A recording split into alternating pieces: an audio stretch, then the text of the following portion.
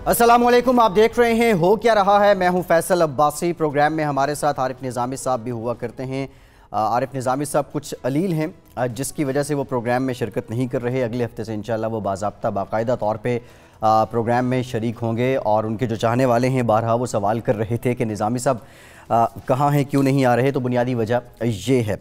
आज के प्रोग्राम में हमारा साथ देंगे सीनियर तज्ज़ियाकार ज़फ़र हिलाली साहब। बहुत शुक्रिया हिलाली साहब आपका। इसके साथ साथ मारूफ दिफाई तज्ज़ियाकार एयर मार्शल रिटायर्ड शाहिद लतीफ़ साहब भी हमारे साथ मौजूद हैं। बहुत शुक्रिया शाहिद लतीफ़ साहब आपका। और दिफाई उमूर की माहिर, बैनुल अक़वामी उमूर पे बड़ी ग्रिप रखती हैं, डॉक्टर मारिया सुल्तान साहिबा भी आज के प्रोग्राम में हमारा साथ दे रही हैं। आप तीनों शख्सियात का बहुत शुक्रिया।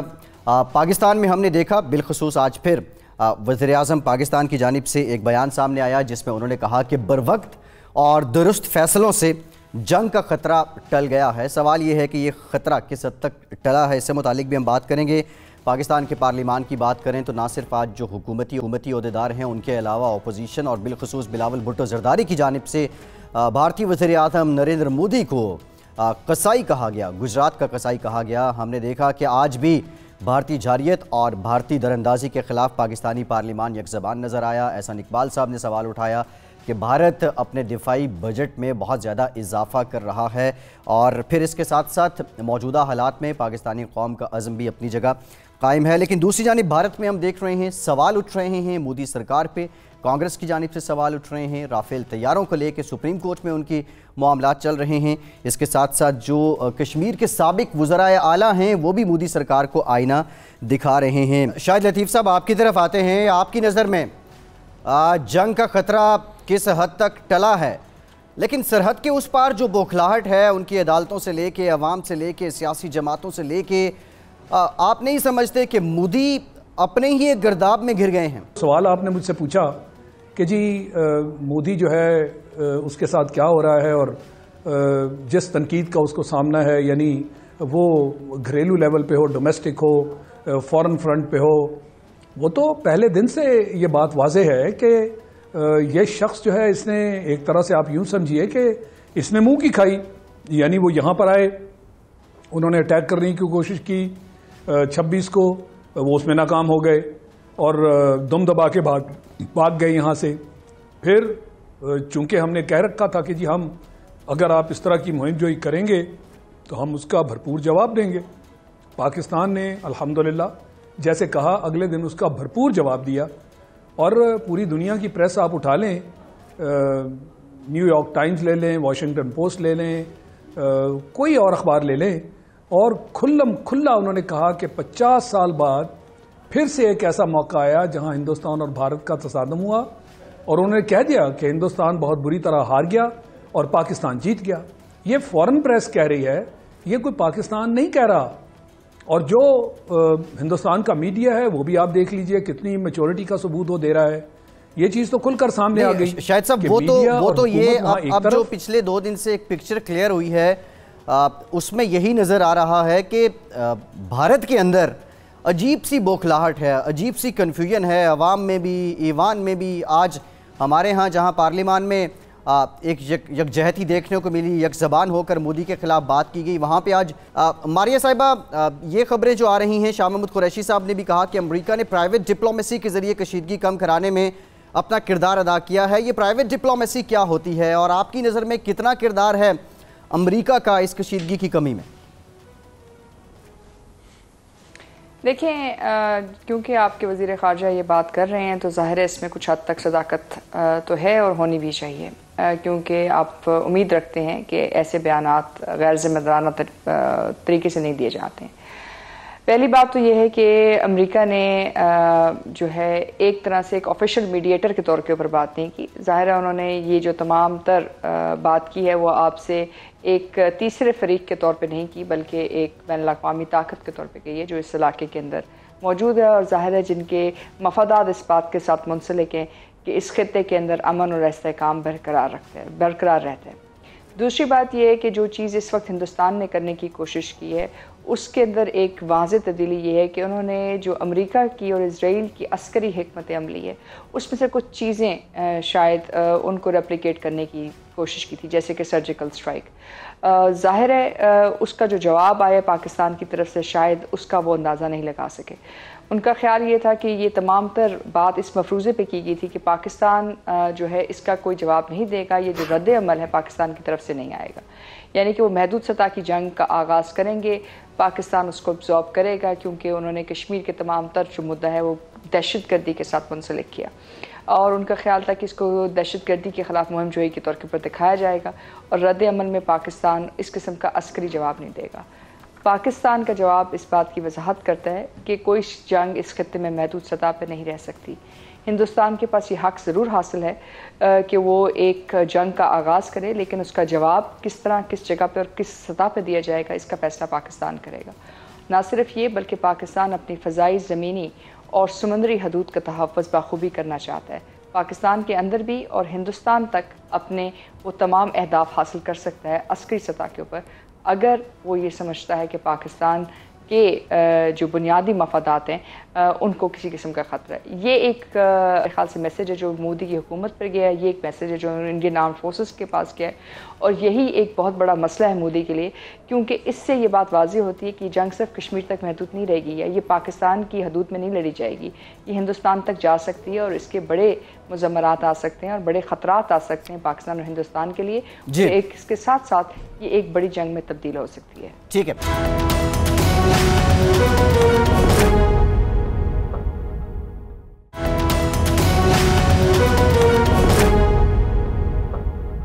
ہلالی صاحب, جو معاملات ہوئے ہیں ہم نے دیکھا کہ کنونشنل ہی تھے, لیکن یہ جو پاکستان اور بھارت کا معاملہ ہے باقی دنیا سے اس لیے مختلف ہے کہ دونوں نیوکلیئر اسٹیٹس ہیں. یہ جو ڈپلومیسی, کیونکہ آپ فارن سروس میں رہے بھی ہیں, معاملات کو سمجھتے بھی ہیں, نیوکلیئر اسٹیٹس کی ڈپلومیسی اور ان حالات میں جب امریکہ کا ڈائریکٹلی اسٹیک ہے افغانستان میں, وہ پیس جا رہا ہے, افغانستان سے نکلنا جا رہا ہے, آپ کی نظر میں رول کیا ہوا ہوگا, دونوں جانب کیا بات کی گئی ہوگی؟ دیکھیے, جدھر تک امریکہ ہے میرے خیال میں ان کا دخل بہت جلدی آ گیا, مگر دوسرا وجہ یہ ہے کہ امریکہ نے بہت جلدی, دیکھیے ٹرمپ جو تھا نارتھ کوریا کے ساتھ باتیں کر رہا تھا, پومپیو تھا وہ وزٹ پہ تھا, آل آف اے سڈن جب میرے خیال میں ان کو ہمارا الرٹ گیا ہمارے آرمی چیف سے بھی کہ دیکھیے یہ 7-8 میسائلز ہیں جو ہم انڈیا جو ہے ہمارے سرفیس ٹو سرفیس وہ فائر کرنا چاہتا ہے, اور اگر وہ کرے گا تو ہماری جواب اس سے زیادہ ہوگی. میرے خیال میں یہ سب چیزیں ان کو خبردار کیا ہے, تو شاید یہ ایک وجہ تھا کہ انہوں نے اس وقت اتنا جلدی اس میں حصہ لینے لگ گئے ہیں, شاید وہ ایک وجہ ہو سکتا ہے. مگر میرے خیال میں اب تک دیکھیے جب تک کنونشنل ویپنز کا استعمال ہے, میرے خیال میں سب لوگ جو بھی لوگ اس کانفلکٹ کو اسٹڈی کر رہے ہیں وہ دیکھ رہے ہیں کہ وہ نوبت نہیں آئی تھی کہ ایکچولی ایک نیوکلیئر وار کا سوچ رہا تھا اور دونوں نیوکلیئر وار کے بارے میں سوچ رہے تھے. میرے خیال میں وہ ایسکلیٹری لیڈر جو ہوتا ہے وہ اب تک اتنا نہیں پہنچا تھا جب امریکن کی انٹروینشن اور بڑا ڈسائسو انٹروینشن ان کا آیا. اور شاہ محمود قریشی صاحب کی تقریر سے آپ کو محسوس ہوتا ہے کچھ کہ کتنا ڈسائسو تھا انٹروینشن.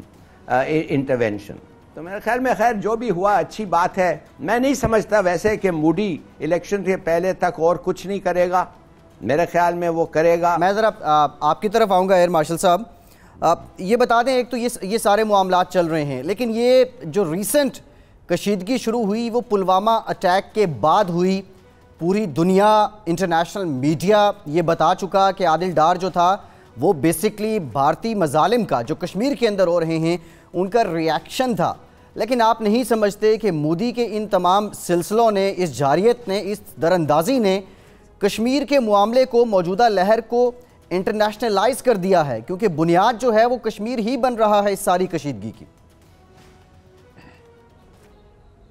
دیکھیں, یہ تو پچھلے 2-3 دن سے خبر چل رہی ہے نا, پورا میڈیا اور پورا جو ہندوستان ہے اس کے اندر جو سوچ سمجھ رکھنے والے لوگ ہیں وہ کھلم کھلا کہہ رہے ہیں کہ وہ کام جو کوئی نہیں کر سکا وہ مودی نے کر دیا. یعنی وہ تنقید کر رہے ہیں جو چیزیں ہوئیں. یہ پلوامہ سے اگر آپ لے لیں, جو بھی کاروائیاں پلوامہ کے بعد اب تک ہوئی ہیں اس سے جو نتائج نکلے وہ آپ کے سامنے ہیں. ایک تو یہ کہ کشمیر جو ہے وہ انٹرنیشنلائز ہو گیا، دوسرا یہ کہ بھارت کی جو ملٹری شکست ہے وہ سب کے سامنے آ گئی، اور تیسرا یہ کہ بھارت کے اندر ایک تقسیم پیدا کر دی گئی. جیسے آپ نے بھی شروع میں بات کی کہ بھارت کے اندر جو اس وقت بوکھلاہٹ کا عالم ہے وہ کس نے پیدا کیا؟ وہ اسی وجہ سے پیدا ہوا نا کہ معاشرہ سارے کا سارا تقسیم ہو گیا، اور اس کے بدلے میں وہ کیا کرنے جا رہا ہے؟ وہ اس پورے خطے کو اور اس خطے کے تقریباً 1.5 ارب لوگوں کو، اگر آپ ہندوستان پاکستان کی آبادی میں لائیں تو 1.5 ارب لوگوں کو داؤ پہ لگا رہا ہے. ایک شخص اس خطے کے ساتھ اتنا بڑا خطرہ اس خطے میں وہ مول لینے جا رہا ہے. اب اس کی سمجھ جو ہے وہ لوگوں کو آ رہی ہے، اسی لیے ہندوستان سے آوازیں اٹھ رہی ہیں. بڑے بڑے وہاں پہ جو لیڈر ہیں، پالیٹکس والے جو ہیں، پولیٹیشینز ہیں، وہ یہ کہہ رہے ہیں کہ بھائی مودی، یہ کتنی اور تمہیں لاشیں چاہیے لوگوں کی؟ یعنی وہ یہ تسلیم کر رہے ہیں کہ وہ جو 40-44 جوان مروائے وہ اسی نے مروائے. جی اس کی تو ویڈیو ٹیپس بھی چل رہی ہیں. وہ جو منصوبہ بندی اس کی جا رہی ہے اس کے اندر باقاعدہ اس ساری چیز کو طے کیا گیا کہ اتنے لوگ مرواؤ، تو وہ مروا دیے. اب وہ پوچھ رہے ہیں کہ کتنی اور لاشیں چاہیے اپنے الیکشنز کی خاطر تمہیں. اس بات میں کوئی ہیر پھیر نہیں کیا جا رہا. یعنی اچھا شاہد صاحب، میں ذرا اس پہ آؤں گا آپ کی طرف کہ کیا اس کا مقصد صرف بی جے پی جو ہے وہ الیکشنز ہی ہیں اس میں کامیابی ہے، لیکن ساتھ جو اسرائیل کا گٹھ جوڑ سامنے آتا ہے، جس طرح آپ نے ایک اور پروگرام میں بھی ہم نے بات کی تھی اسرائیلی ویپن جو استعمال کی، اس سے متعلق میں آپ کی طرف آؤں گا. لیکن ماریہ صاحبہ، آج کی یہ خبر ہے پاکستان کے خلاف جو منصوبہ بندی ہوئی، را اور پھر افغان ایجنسی NDS، یہ آپس میں مل کے اب انڈیا کی جانب سے افغان انٹیلیجنس ایجنسی کو یہ ریکویسٹ کی گئی، منتیں کی جا رہی ہیں کہ آپ کسی نہ کسی طریقے سے پاکستان پہ کچھ نہ کچھ کرنے کی کوشش کریں. یہ نیکسس تو پہلے ہی تھا، لیکن افغان امن عمل کے دوران پاکستان کا سٹیک ہے، پاکستان کا جو اثر ہے، اس کی وجہ سے یہ بھی خبریں آ رہی تھیں کہ یہ نیکسس کہیں نہ کہیں ٹوٹ بھی رہا تھا، کیونکہ امریکہ یہاں سے نکلنا چاہ رہا ہے. اگر امریکہ نکل جاتا ہے، پیچھے انڈیا اور افغانستان رہ جاتے ہیں، تو یہ نیکسس کتنا مؤثر ہوگا؟ دیکھیں، ہندوستان کا سب سے بڑا مسئلہ یہ ہے کہ ان کے سب سے بڑے ہواری جو افغانستان میں ہیں اور افغانستان کی جو انٹیلیجنس ایجنسیز ہیں، وہ اس طرح سے انفرادی طور کے اوپر خود مختار نہیں جتنا کہ وہ چاہتے ہیں، اور نہ ہی ان کا اتنا اثر و رسوخ ہے. اس میں کوئی شک نہیں کہ وہ آپ کے خلاف کوئی دہشت گردانہ کارروائی کر سکتے ہیں، اس میں بھی کوئی شک نہیں وہ آپ کے خلاف کچھ گروہوں کو متحرک کر سکتے ہیں. بلوچستان میں یا آپ کے گروہوں کو متحرک کر سکتے ہیں پاکستان میں کسی بھی بڑی دہشت گردی کی کارروائی کے لیے. یہ بات تو آپ سمجھتے ہیں. لیکن اگر یہ مسلسل بنیادوں کے اوپر یہ کام کرتے ہیں تو ظاہر ہے پھر پاکستان بھی اس کا جوابی رد عمل دے گا. لیکن اس وقت سب سے بڑا مسئلہ افغانستان کا یہ ہے کہ افغان حکومت کو کیسے بچایا جائے، افغان حکومت کا سیاسی، عسکری اور معاشی مستقبل کس بنیادوں پہ رکھا جائے. خاص طور پہ جب امریکہ نے یہ کہا ہے کہ وہ یہ سمجھتے ہیں کہ افغان حکومت کو اس بات کا فیصلہ کرنا ہوگا کہ نہ صرف وہ طالبان بلکہ وہ تمام باقی جنگی گروہ جو اس وقت افغانستان کی امن کے اندر حصہ دار ہیں، ان کو بھی کسی طرح جو ہے حصہ داری دی جائے اور وہ وہاں سے ایگزٹ چاہتے ہیں. مسئلہ اس وقت یہ ہے کہ ایک طرف امریکہ کی اسٹیبلشمنٹ ہے جو چاہتی ہے، جو ان کے تعلقات اور گٹھ جوڑ ہندوستان کی اسٹیبلشمنٹ کے ساتھ، اسرائیل کی اسٹیبلشمنٹ اور افغان اسٹیبلشمنٹ کے ساتھ ہے، اور دوسری طرف آپ کے پاس جو ہے امریکہ کی حکومت ہے جو چاہتی ہے کہ امریکن فوجی جو ہیں یہاں سے باعزت طریقے سے کسی طرح نکل سکیں. اور یہ جو آپ کو ان کے درمیان اندرونی ڈیوائیڈ نظر آ رہا ہے. ماریہ صاحبہ، آپ بات کر رہی ہیں افغان حکومت کی، لیکن طالبان کو ہم دیکھتے ہیں وہ تو افغان حکومت کو سیریس ہی نہیں لے رہے، اور امریکہ بھی جو ہے وہ جی بالکل یہی بات ہے. جی آپ نے درست کہا ہے، کیونکہ دیکھیں مسئلہ یہ ہے کہ امریکہ وہاں سے باعزت طریقے سے نکلنا چاہتا ہے، افغان حکومت جو ہے حصہ داری نہیں دینا چاہتی. لیکن ظاہر ہے اگر امریکہ ایک بڑا فریق ہے افغانستان میں اور افغان حکومت جو ہے مرہون ملت ہے امریکن امداد کی، کہ وہ امریکن امداد کی بنیاد پر آگے چلے اور امریکن حکومت ان کے اخراجات اٹھائے، تو ان کو کہیں نہ کہیں تو یہ بات ماننی پڑے گی. اب وہ یہ بات کس جگہ کے اوپر مانتے ہیں اور کتنی حد تک مانتے ہیں، یہ ایک فیصلہ ہے. دوسری بات ہمیں جو نہیں بھولنی چاہیے وہ یہ کہ افغان جو بیوروکریسی ہے وہ زیادہ تر ڈیول نیشنل ہے، اور اگر صورتحال زیادہ بگڑتی ہے افغانستان میں تو آپ یہ اس میں سے ایک فیکٹر یہ بھی ہے کہ ہو سکتا ہے کہ افغان بیوروکریسی جو ہے آپ کو دبئی میں پائی جائے، ہو سکتا ہے یورپ میں پائی جائے. وہ شاید افغانستان میں اس طرح کے سٹیک ہولڈرز نہ بنے جو آپ کو پہلے شمالی اتحاد یعنی کہ نردن الائنس یا طالبان نے کیا 1990 کی دہائی کے بعد.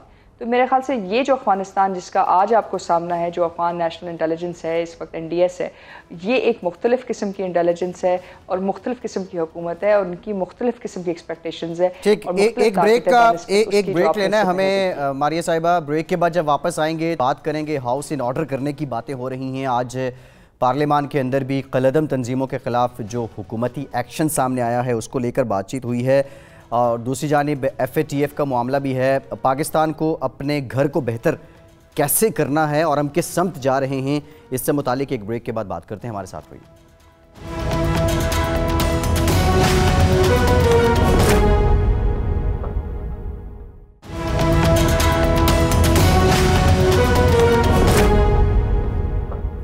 بریک کے بعد ایک بار پھر سے پروگرام میں آپ کو ویلکم کرتے ہیں. شاہد لطیف صاحب, آپ کی طرف آؤں گا. اسلام آباد میں آج ڈیولپمنٹ ہوئی. محکمہ اوقاف نے 3 ایسی مساجد کا کنٹرول اپنے ذمہ لیا جو اس سے پہلے قلعدم تنظیموں کے زیر انتظام تھیں. اس کے علاوہ کل وزیر داخلہ صاحب نے پریس کانفرنس بھی کی. انہوں نے کہا کہ ہم اپنا ہاؤس ان آرڈر کر رہے ہیں, اس لیے یہ سارے معاملات چل رہے ہیں. DG ISPR نے بھی کہا کہ ہماری بھی خواہش تھی جو نیشنل ایکشن پلان ہے اس کے اکارڈنگ کام کیا جائے. قلعدم تنظیمیں جو ہیں, کچھ تنظیمیں جو ہیں ان کو قلعدم قرار دیا جائے. اب انٹرنیشنلی ہم دیکھتے ہیں تو سب سے بڑا معاملہ مئی تک جو ہے وہ FATF ہے. اسی مہینے کے آخر میں ایشیا پیسیفک گروپ نے پاکستان کا دورہ بھی کرنا ہے. لیکن جس تناظر میں یا جس اینگل میں پاکستان کے حکومت کے ان اقدامات کو لیا جا رہا ہے اس کو سفارتی سطح پہ کاؤنٹر کیسے کرنا ہے؟ دیکھیں, میں سمجھتا ہوں کہ اس کو ہم کہہ سکتے ہیں محض اتفاقیہ ہے کہ ہم نے اس طرح کے ایکشن لینے شروع کر دیے, مگر جو حالات و واقعات ہیں اس سے تو پرسیپشن تو یہی بنتی ہے, دنیا تو یہی کہے گی کہ جناب آپ کو دھمکی ہے اور آپ کو پریشرائز کیا جا رہا ہے, دباؤ ڈالا جا رہا ہے, جس کے تحت آج آپ کو یہ ساری چیزیں یاد آ گئیں. یہ جو ایکشنز ہیں یہ تو ہمیں بڑا عرصہ ہو گیا ان چیزوں کی بات کرتے ہوئے, تو یہ ایکشن میں کیوں نہیں لیے؟ نیشنل ایکشن پلان تو اب سالوں پرانا ہو گیا, کیا اس کے اندر ہم نے یہ ساری بات نہیں کی تھی؟ اور یہ بہت بڑی بات تھی جو ہم نے اس وقت کی تھی کہ خاص کر یہ جو مدرسے ہیں ان کی جو ہم نے ان میں اصلاحات کرنی ہیں ان کی طرف دیکھیں اور اس کو فوری طور پر دیکھیں, کیونکہ دہشت گردی کا نام پاکستان کے ساتھ چپکا ہوا ہے اور ہندوستان نے اس کا پورا فائدہ اٹھایا ہے, پوری دنیا میں ایک پروپیگنڈا کیا ہے. تو جہاں کہیں بات آتی ہے پاکستان کو دہشت گرد قرار دیا جاتا ہے, اور وہ اس چیز میں کافی حد تک کامیاب ہے کہ دنیا کو قائل کرے کہ پاکستان دہشت گردی کی جڑ ہے, جبکہ اس میں بھی کوئی دو رائے نہیں کہ ہندوستان خود پاکستان میں دہشت گردی کرواتا رہا ہے. اور یہ کلبھوشن والا معاملہ ہم سب کے سامنے ہے, اس کے بہت سارے ثبوت ہیں. تو نہ تو ہم نے اس کیس کو صحیح طرح سے ابھی تک لڑا کہ ہمارے نام پہ جو اتنا بڑا دھبا ہے اس کو دھونے کے لیے ہم کچھ پریکٹیکل ایکشنز بھی لیں. تو وہ جو اصلاحات تھی مدرسوں کی وہ آج تک ہم نے ایکشنز کیوں نہیں لیے؟ ہم سب کو معلوم ہے کہ کیپٹل آف دا کنٹری اسلام آباد میں کچھ ایریاز ہیں جنہیں نو گو کہا جاتا ہے. یہ چودھری نثار صاحب کھلم کھلا بات کر چکے ہیں جب وہ وزیر تھے PMLN کے زمانے میں. تو اس لیے ہم نے جانتے ہوئے کہ یہ معاملات کیا ہیں ان کے خلاف ایکشن نہیں لی, اور وہ ایکشن اگر ہم لیتے تو میں سمجھتا ہوں بہت سے معاملات اب تک ہم حل بھی کر چکے ہوتے اور دنیا پر یہ ظاہر بھی کر چکے ہوتے کہ ہم اس معاملے میں سنجیدہ ہیں. اور اتنی سارے ہم نے نقصان اٹھائے, 70,000 سے اوپر لوگ قربان کر دیے, یہی میں $100 بلین سے زیادہ ہماری اکانومی خراب ہو گئی. ماریہ سلطان صاحبہ, دنیا کو کیسے قائل کیا جائے, دنیا پہ کیسے ظاہر کیا جائے, ہماری قربانیوں کا ادراک ہو, ہماری نیک نیتی کا ادراک ہو, ہم جو اقدامات کر رہے ہیں ان کو سنجیدہ سمجھا جائے, دنیا کو کیسے قائل کریں گے؟ دیکھیں, اس میں ہمیں اس بات کو سمجھنے کی ضرورت ہے کہ آپ کو اپنے اقدامات کے اوپر ثابت قدم رہنا پڑے گا, پہلی بات. دوسری بات یہ کہ یہ اقدامات آپ اپنی وجہ سے لیں گے, اور آپ جو بھی اقدامات لیں گے وہ آپ اپنے لاہ عمل کے مطابق لیں گے. اگر آپ بین الاقوامی پریشر کی وجہ سے چاہے آپ ایک صحیح قدم بھی اٹھائیں گے, اس کی جو حقیقی جو کامیابی ہے وہ زمینی طور کے اوپر آپ زائل کر دیں گے. اس لیے سب سے امپورٹنٹ بات اس وقت یہی ہے، یا سب سے اہم بات یہی ہے کہ اگر آپ نے دہشت گردی کے خلاف کارروائی کی اور آپ نے کارروائی کی ہے، اس میں بھی کوئی دو رائے نہیں ہے. آپ جس جگہ پہ کھڑے ہوئے تھے 2004 میں، جس جگہ سے آپ کو سامنا تھا مختلف علاقائی ریاستوں کا پاکستان کے اندر دہشت گردی کرنے میں، یا آپ کے جو اندرونی مسائل تھے، آپ اس جگہ سے بہت آگے نکل آئے ہیں. اور آپ نے یہ تمام تر فیصلے کوئی عام فیصلے نہیں کیے، مشکل اور بڑی محنت سے آپ اس جگہ پہ پہنچے، مقام پہ پہنچے. لیکن اس کے ساتھ ساتھ یہ جو آپ آسیلیشن دکھاتے ہیں، یعنی کہ یہ جو آپ اپنی پینڈولم میں ایک دم تیزی دکھاتے ہیں، ایک دم کمی دکھاتے ہیں، آپ کو اس سے جو ہے اجتناب کرنا چاہیے.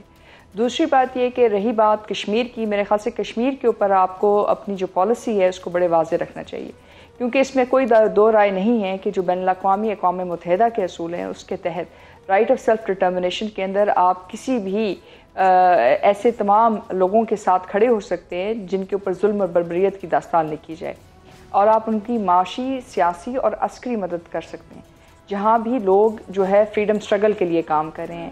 یہ وہ تمام چیزیں ہیں جو یونائٹڈ نیشنز یا اقوام متحدہ کے چارٹر میں لکھی ہوئی ہیں. ہاں، اس کے اوپر یہ ضرور کہا گیا ہے کہ جہاں ایگریشن یا وار آف ایگریشن کے اوپر بات کی گئی ہے اس کے اوپر مختلف قسم کے نکات موجود ہیں، لیکن اس کے ساتھ ساتھ جو حق خود ارادیت ہے اور جو تحریک آزادی ہے اس کو جو ہے ایک طرح سے یونائٹڈ نیشنز کا چارٹر بھی مانتا ہے اور ان کی اسٹرگل کو بھی مانتا ہے. آپ نے اس بحث کو مختلف جگہ کے اوپر آپ لے آئے ہیں جس کی وجہ سے آپ کے پاس مشکلات جو ہے نظر آتی. جہاں تک بات دہشت گردی کی ہے اس میں آپ کے پاس ایک واضح حکمت عملی ہونی چاہیے اور واضح موقف، وہ یہ کہ وہ تمام گروہ جو پاکستان کے خلاف جو ہے طاقت کا استعمال کرتے ہیں یا شدت پسندی کو استعمال کریں گے، آپ ان کے خلاف کارروائی کریں گے اور بلا امتیاز کارروائی کریں گے.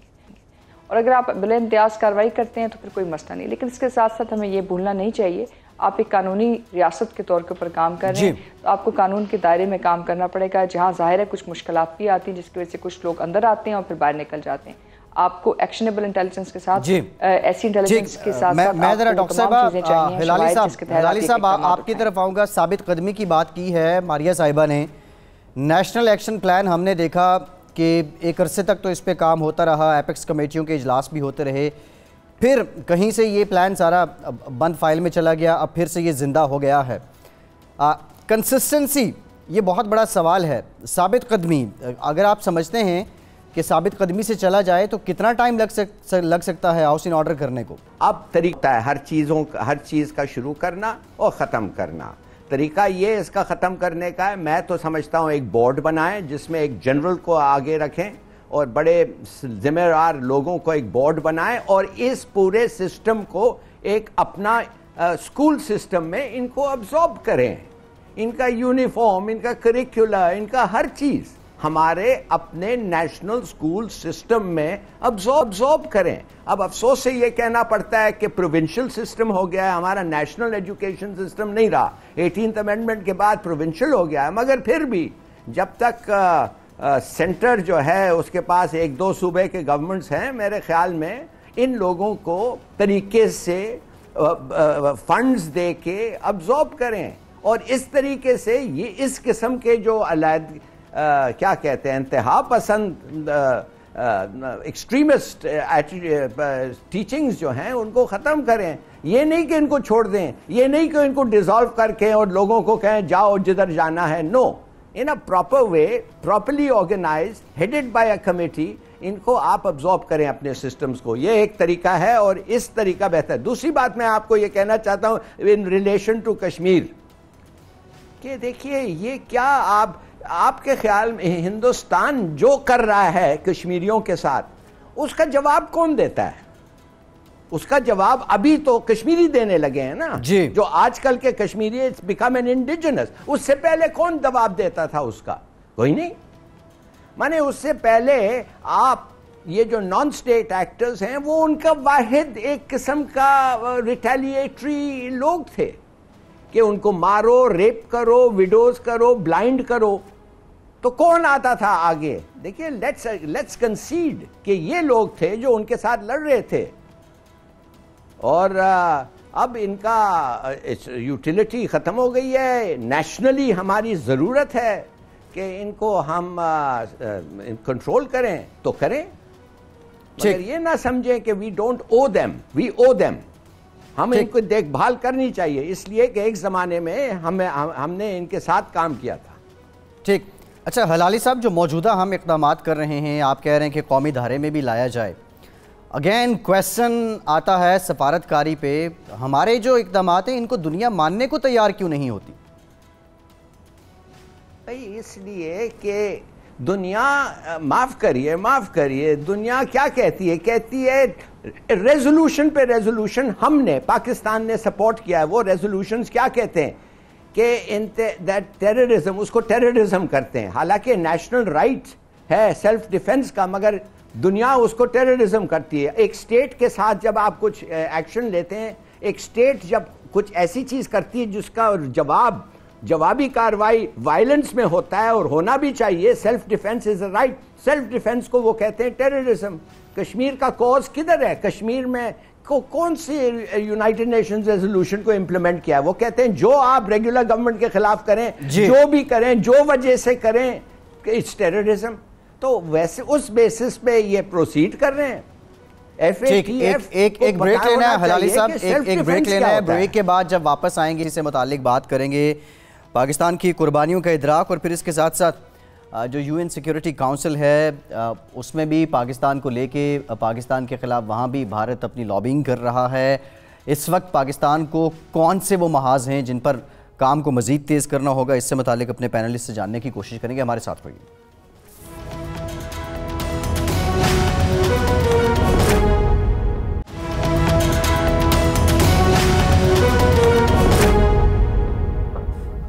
بریک کے بعد ایک بار پھر سے آپ کو خوش آمدید کہیں گے۔ ماریہ صاحبہ، آپ سے ہی میں جاننا چاہوں گا، یہ جو پہلے بھی ہم بات کر رہے تھے بھارت کے اندر بوکھلاہٹ کی، ایک تو وجہ یہ ہے کہ ہو سکتا ہے کہ ان لوگوں کے نظریات بدل گئے ہوں، لیکن دوسری وجہ آپ نہیں سمجھتی کہ مودی سرکار کا وہ رویہ، وہ وعدے جو پچھلے الیکشنز میں وہ کر کے آئے تھے غربت مٹانے کے، عوام کو ریلیف دینے کے، اور اس کے بعد الٹا ہی ہوا، مظالم بھی بڑھ گئے، یہ سارا اس کا ری ایکشن بھی ہے۔ اب ان لوگوں کو ادراک ہو رہا ہے کہ مودی کے ہوتے ہوئے کشمیر میں رہنا بہت مشکل ہو جائے گا۔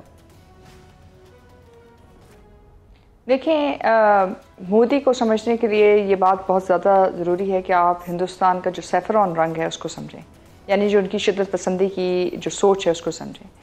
مودی نے یہ حکومت 3 مفروضوں کے اوپر کرنے کی کوشش کی۔ ایک تو یہ کہ وہ ہندوستان کی معیشت کو آگے لے کے جائے گا اور ہندوستان کا جو اقتصادی ریٹ ہے وہ تقریباً 7% پہ جائے گا، لیکن حقیقت یہ ہے کہ یہ تقریباً 4 یا 5% اور ایک دوسرے اندازے کے مطابق 5 سے 6% سے نیچے ہی رہا ہے، مطلب یہ اس کو جگہ پہ نہیں لے کے جا سکے جس کا ان کو خیال تھا۔ دوسری بات یہ کہی کہ انہوں نے کہا جی ہندوستان کے اندر یہ ملک جو ہے صرف ہندوؤں کے لیے، اور تمام جو باقی مذاہب کے لوگ ہیں وہ یا ہندوستان چھوڑ دیں یا وہ ایک 3rd ریٹ سٹیزن کے طور کے اوپر رہنے کے لیے تیار ہوئیں۔ اور تیسرا جو مفروضہ تھا وہ یہ تھا کہ وہ پاکستان کے اوپر اپنی عسکری برتری دکھائیں گے اور علاقائی طور پہ ہندوستان کو ایک بہت بڑی طاقت کے طور پہ دکھائیں گے۔ پہلا اپنا وہ ہدف جو ہے حاصل نہیں کر سکے، ہندوستان کی معیشی ترقی اس طرح نہیں ہوئی جس طرح کہ مودی نے کہا تھا۔ ابھی امریکہ نے بھی ان سے کہا کہ اپنے ٹیرفز کو دوبارہ ری نیگوشیٹ کریں۔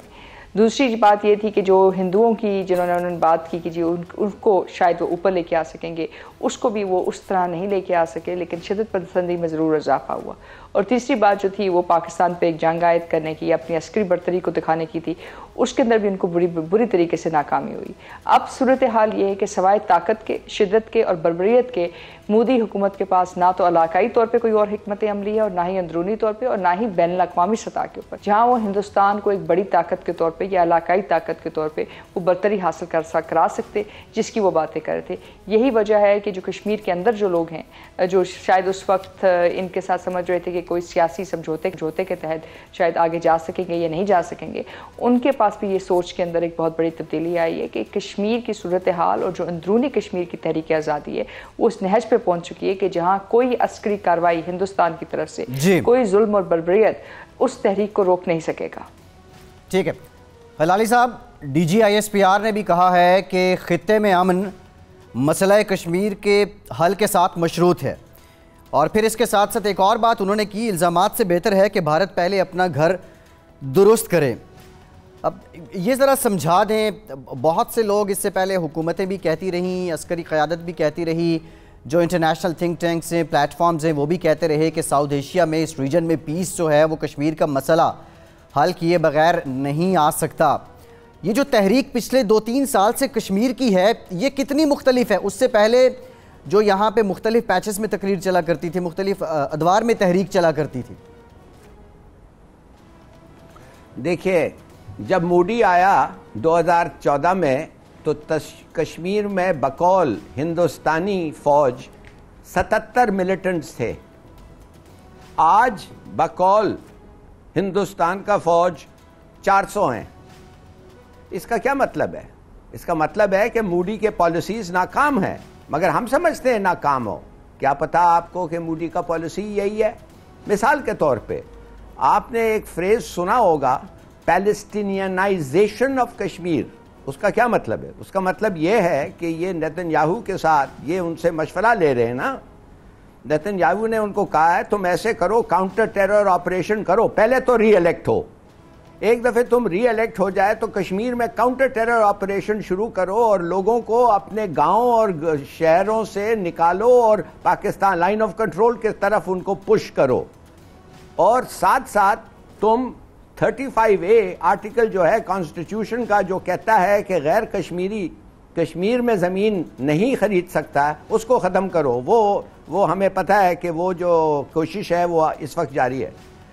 یہ دو کام کرتے رہو اور آہستہ آہستہ جب تم لوگوں کو پاکستان کی طرف دھکیلو گے یا دا لائن آف کنٹرول، وہ لوگ جو کہتے ہیں کہ ہمیں پاکستان کے جھنڈے میں دفناؤ، وہ لوگ جو کہتے ہیں پاکستان زندہ باد، پاکستان تو نہ نہیں کہہ سکتا نا ان کو، پاکستان تو ان کو ایکسیپٹ کرے گا، ایکسیپٹ کرنے دو پاکستان کو۔ اور جو لوگ نہیں ایکسیپٹ وہ کیا یا آستے سے کر رہا ہے تو ادھر وہ غزہ اسٹرپ بن جائے گا، ادھر تم دیوار بنا دو۔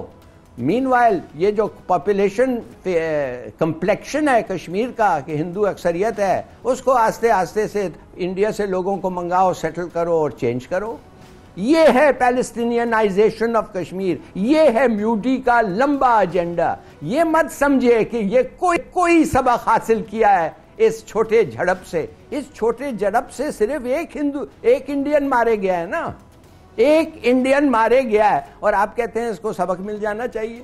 کچھ نہیں سبق سیکھا ہے، سبق یہی سیکھا ہے کہ اس کی سب مرین جس کی ٹیکنالوجی ٹھیک نہیں تھی اور ڈسکور ہو گئی، اس کو ٹھیک کرو کہ تم پکڑے نہیں جاؤ دوسرے دفعے۔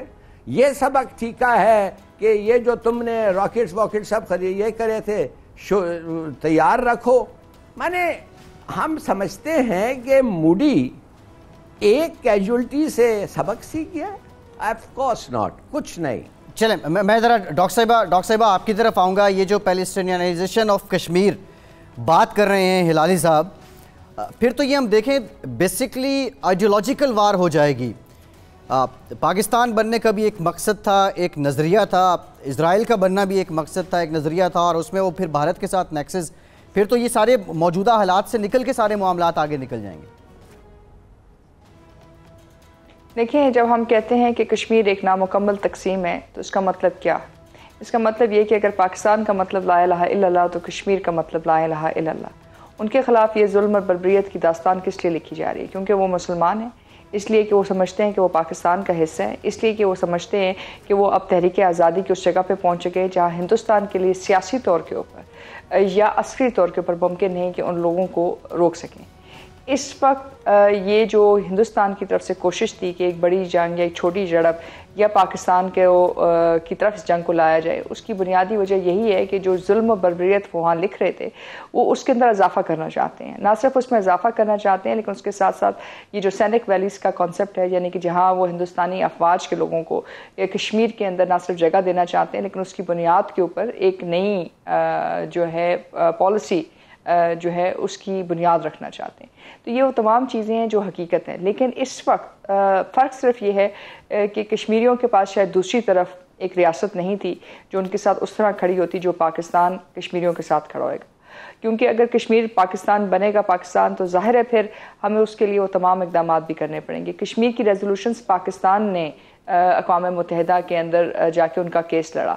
اس وقت بھی آپ کو بین الاقوامی سطح کے اوپر اور خاص طور پہ اقوام متحدہ میں جا کے یہ بتانا ضروری ہے کہ ہندوستان نے آپ کے خلاف نہ صرف جنگ کی بلکہ اس جنگ کے پیچھے انہوں نے مختلف اقدامات بھی کیے۔ یہ ایک اعلان جنگ کے مترادف ہے اور ایک ایکٹ آف وار ہے۔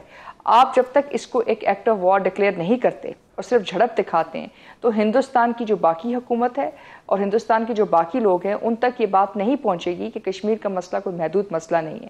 یہ ہندوستان اور پاکستان کے درمیان ایک بڑی جنگ اور ایک بڑے مسئلے کی وجہ بن سکتا ہے اور بین الاقوامی سلامتی بھی اس سے متاثر ہو سکتی ہے. یہ ایک واحد راستہ ہے اس وقت جہاں آپ کشمیریوں کی جو اس وقت اندر ایک تحریک آزادی لڑ رہے ہیں ان کو وہ سپورٹ دے سکتے ہیں جو بیرونی طور پہ انٹرنیشنلی آپ نے بوسنیا میں دیکھی, آپ نے مختلف جو ہے جگہوں کے اوپر آپ نے دیکھی جہاں بھی ظلم و بربریت کی داستان لکھی جا رہی تھی. لیکن اگر یہ نہیں کرتے تو یہ ممکن نہیں کہ مودی کا نقطہ نظر تبدیل ہو. ٹھیک, شاہد لطیف صاحب, ہلالی صاحب کہہ رہے تھے کہ موجودہ جو واقعات ہوئے اس سے مودی نے کچھ بھی نہیں سیکھا ہوگا. آپ کی نظر میں یہ بات درست ہے؟ کچھ نہیں سیکھا ہوگا مودی نے, وہ اپنے مشن پہ کام کرتا رہے گا؟ دیکھیں, سیکھتا کون ہے؟ جس آدمی میں کوئی عقل ہو, جو کہ ہجانی کیفیت میں مبتلا نہ ہو, جو کہ پرائم منسٹر مودی ہے. تو اس لیے یہ جو ہندوتوا والا کانسیپٹ آیا ہے, جو لایا ہے, یہ آپ کو انتہا پسندی کی ترغیب دیتا ہے نا. اور ہندوستان کے اندر یہ کہا جا رہا ہے, جو کہ بڑی تیزی سے آگے بڑھ رہا ہے یہ کانسیپٹ, کہ ہندوستان جو ہے وہ ہے ہی ہندوؤں کے لیے. یہی وجہ ہے جہاں اقلیتیں, اس میں سکھ ہوں, عیسائی ہوں, مسلمان ہوں, ان کے ساتھ جو سلوک ہے وہ آپ کے سامنے ہے. مگر کشمیر کی جو اس وقت آزادی کی تحریک ہے یہ وہ سمجھنے سے قاصر ہیں, کیونکہ خاص کر ان کا جو ینگ لیڈر برہان وانی, اس کی شہادت کے بعد کشمیر کا رخ ہی بدل گیا. اور آج جو لاکھوں لوگ اب سڑکوں پہ ہیں وہ اس تحریک کو اتنی تیزی سے آگے لے کر چل رہے ہیں, موت کے خوف سے وہ آزاد ہو گئے. اب یہ چیز وہ سمجھنے سے شخص قاصر ہے, اس کا دماغ آج بھی پھر تو شاہد صاحب ہمیں مودی کو قلعدم قرار دینے کی تحریک چلانی چاہیے, کیمپین چلانی چاہیے. وہ ہونے لگا ہے, وہ ہونے جا رہا ہے. آپ دیکھیے گا جو حالات و واقعات بن گئے ہندوستان کے اندر, جو شروع میں نے بات کی تھی کہ اس شخص نے جو سب سے بڑا کام کیا ہے وہ ہندوستان کو تقسیم کر دیا. پہلے ہندوستان سے شاہد لطیف صاحب, پروگرام کا وقت ختم ہو گیا. بہت شکریہ آپ کا. ماریہ سلطان صاحبہ آپ کا بھی شکریہ. ظفر ہلالی صاحب آپ کا بھی شکریہ, آپ ہمارے ساتھ موجود تھے. آج ہم سے اتنا ہی. اپنا فیڈ بیک ضرور دیجیے گا. فیصل عباسی کو اجازت دیجیے.